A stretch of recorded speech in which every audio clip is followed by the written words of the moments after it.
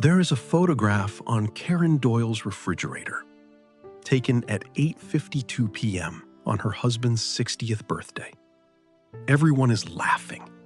Her son Michael has his arm around his father. 55 minutes later, Michael Doyle said goodnight, walked to his car, and drove into the night. He was 18 minutes from home. He never arrived. March 4th, a Saturday.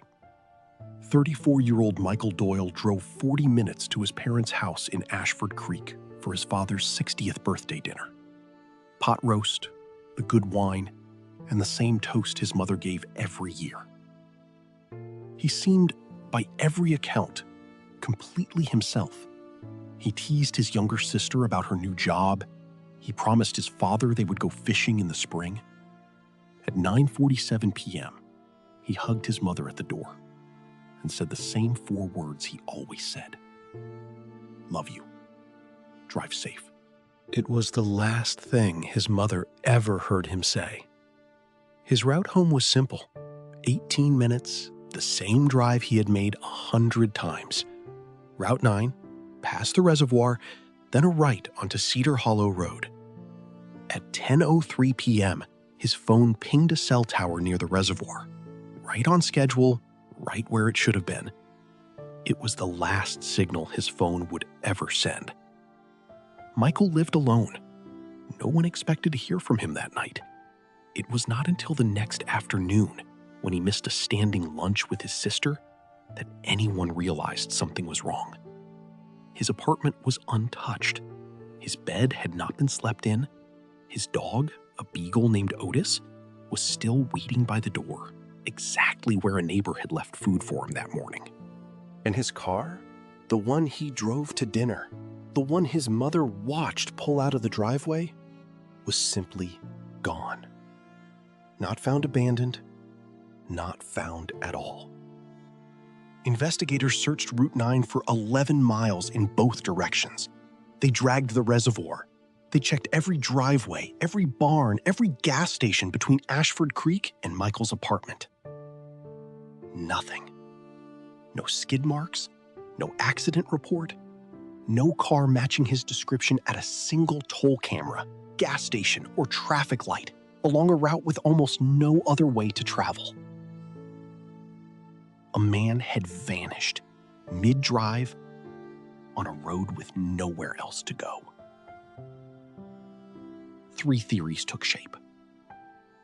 The first, an accident. Off-road, somewhere search teams simply had not reached. A car submerged in a part of the reservoir too deep, too dark for the dive team's equipment. It happens more often than people realize.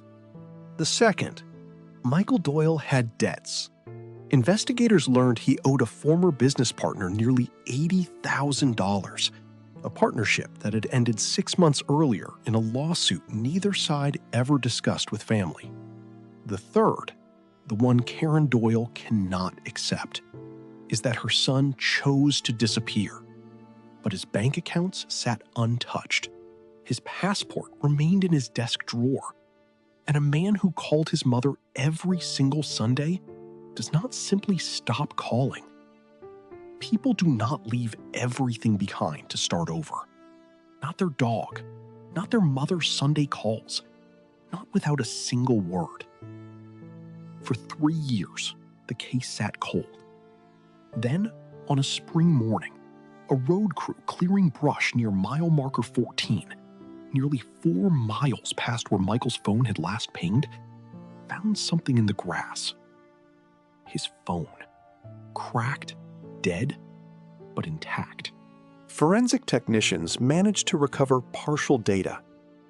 The final activity on the device was not a call. It was not a text. It was a search. Typed into the phone's browser at 10:11 p.m., 8 minutes after his mother's front door closed behind him. How to disappear.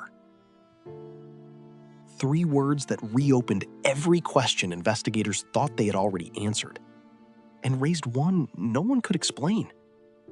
If Michael Doyle wanted to vanish, why did his phone end up 4 miles past his own route home, in the opposite direction of anywhere he could have walked? Karen Doyle still keeps that photograph on her refrigerator. She still sets a plate at Sunday dinner, out of habit more than hope.